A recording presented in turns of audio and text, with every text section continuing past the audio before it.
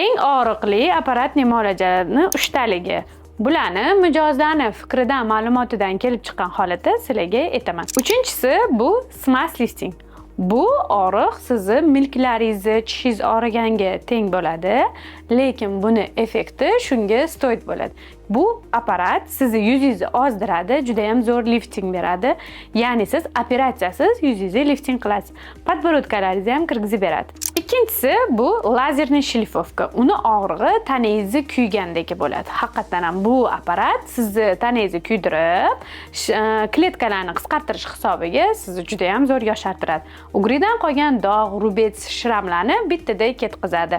Siz bir kun og'riq sezasiz va 3-4 yilga yosharasiz.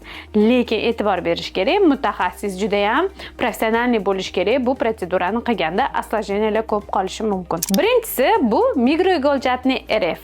Bu apparatda siz bitta kirayotgan igolka 20 ta bo'lib kiradi va buni effekti shunga stoid. Ya'ni bu kirgan igolkalar o'zi foydali, sizni tanangizga travma beradi va fibroplastlarni, kollagenlarni stimulyatsiyasini juda ham zo'r rivojlantirib beradi va yuzlaringiz lifting bo'ladi, yosharasiz, har xil muammolardan xalos bo'lasiz. Tanaga ham juda ham zo'r effekti katta.